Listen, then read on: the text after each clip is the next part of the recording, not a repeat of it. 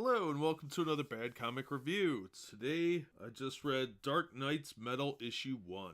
Now very often when I read comics, I don't have a lot of fun reading them anymore. They're disappointing and boring, mostly boring, or they're poorly written or have a good idea but poor execution. This actually restored my faith in the comic industry. I thought it was a lot of fun. It wasn't super deep, it wasn't some hardcore action book.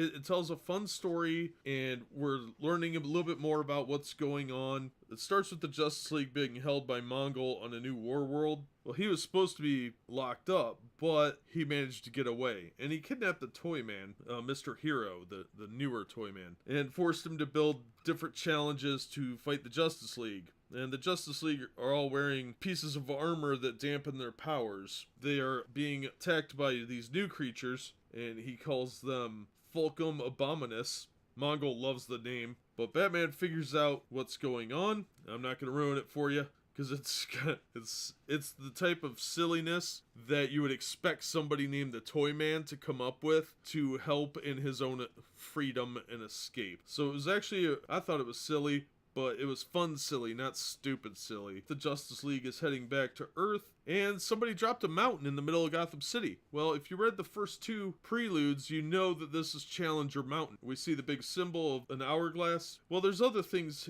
hidden throughout the book, little references to a lot of older stuff that we haven't seen in several years. Blackhawks, we really haven't seen them in action, and we see Red Tornado in Challenger Mountain, so we know what happened to him. And the Blackhawks are led by Kendra Saunders, who used to be Hawkgirl in the JSA, but they've retconned a lot of that. So then we go to Black Hawk Island in the South Pacific, which is awesome, haven't seen that in ages. And that was the island that Hawkman was on with Challenger Mountain. So that she's telling them what happened to Hawkman, and she's talking about the Nth Metal. We see a glimpse of, I believe that was a Starman, but I'm not sure. We see that kid, and we see the old Blackhawk team, which is awesome. We see the Metal Men and Red Tornado in the background, and we learn a little bit more about the multiverse with 52 alternate realities, and we got a little bit of a map there. We can see New Genesis, we can see the Source Wall, the Monitor Sphere, and the Bleed, the Rock of Eternity, stuff like that. And then she describes a dark multiverse that kind of mirrors our own, and she tells them that Batman is the source of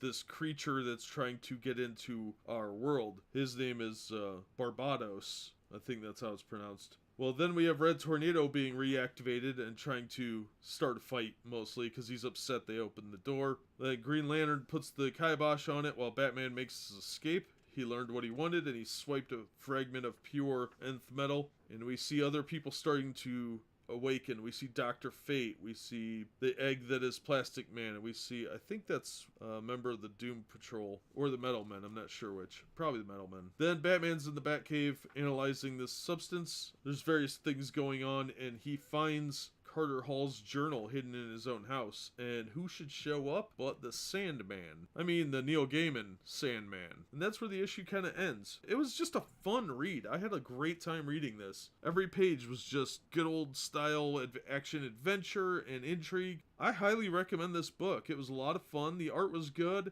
The story was pretty fantastic. They're really kind of trying to bring a lot of the older stuff back and tie things together in this, new version of the multiverse that they've got. So if you're an old-time fan of like Silver Age characters or Golden Age characters like the Blackhawks and Hawkman and the JSA, I think a lot of that's going to be brought back into the main universe. So it should be pretty interesting. So I'm excited to read issue 2. Hopefully I'll have that one done tomorrow. But I can't recommend getting this one enough. But that'll do it for this episode. As always, thank you so much for listening and supporting the channel. And we hope to see you on the next episode.